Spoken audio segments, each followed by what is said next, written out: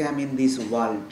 পৃথিবী সৃষ্টির পর, মানব সভ্যতা সৃষ্টির পর সবচেয়ে বড় ব্যাংকিং স্ক্যাম হয়েছে বাংলাদেশে।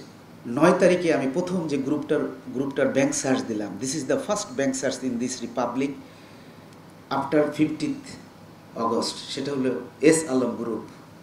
আপনারা সবাই দেখেছেন, সব পত্রিকায় এসেছে। 2,42,000 কোটি টাকা 10টি কম্পিউটারে 7 জন অফিসার আমার 1 মাস যাবৎ এন্ট্রি দিয়ে শেষ করতে পারেনি। বাবা হিসেবে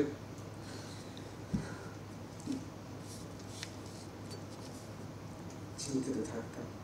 তো অ্যাকচুয়ালি আপনারা কি মনে করেন এই ছোট ছোট বাচ্চাদের রক্ত এমনিতেই ঝরেছে বাংলার মাটিতে?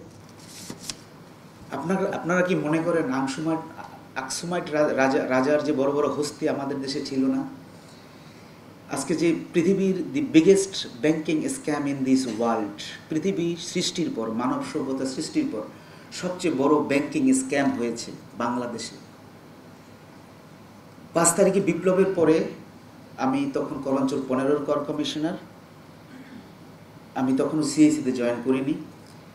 9 তারিখে আমি প্রথম যে গ্রুপটার ব্যাংক সার্চ দিলাম। This is the first bank search in this Republic after 15th August. সেটা হলো এস আলম গ্রুপ। আপনারা সবাই দেখেছেন, সব পত্রিকায় এসেছে।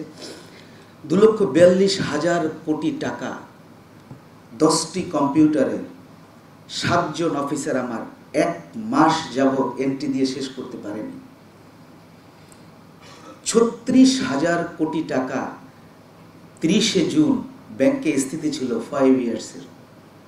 6,781 কোটি টাকা ব্যাংক সুদ পেয়েছে। অধিকাংশই শো করা নেই। আমরা কাজ করছি এখনো। এত বড় কাজ কখন শেষ হবে আমরা জানি না। কথাটা বললাম এই জন্য যে আপনারা যদি আমাদেরকে সহযোগিতা করেন আমরা দ্রুত শেষ করতে পারবো। আর যদি আপনারা লিটিগেশন করেন, আমি আইন বলবো না, আপনাদের এমডিদেরকে আমি ডেকেছিলাম, শীর্ষস্থানীয় 7 জন এমডিকে আমার রুমে ডেকেছিলাম। আমি তাদেরকে শোকজ করেছি। তারা লিখিতভাবে সবিনয়ে বলেছে ভুল হয়েছে। কি ভুল হয়েছে তাও আপনাদের বলবো। অনেকে সাসপেন্ড করেছে। আমি বলছি না, আপনি সাসপেন্ড করেন না, তাদেরকে সুযোগ দেন, তারা যেন রেকটিফাই হয়ে সুন্দর করে রিপোর্ট দেয়। আপনারা যদি আমাদেরকে সহযোগিতা করেন আমরা কাজগুলো দ্রুত উঠাতে পারবো। আর যদি লিটিগেশনটা করেন, অর্থাৎ যদি বিলম্ব করেন, তাহলে আমাদের কাজটা বিলম্বিত হবে। আমাদের কাজটা বিলম্বিত হলে রাষ্ট্রের কাজটা বিলম্বিত হবে।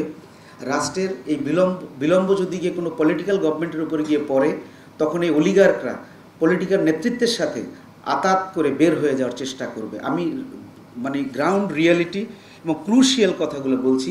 কেন্দ্রীয় গোয়েন্দা সংস্থার ডিজি হিসেবে বলছি। আমি আমার কাছে আমি সমস্ত গোয়েন্দা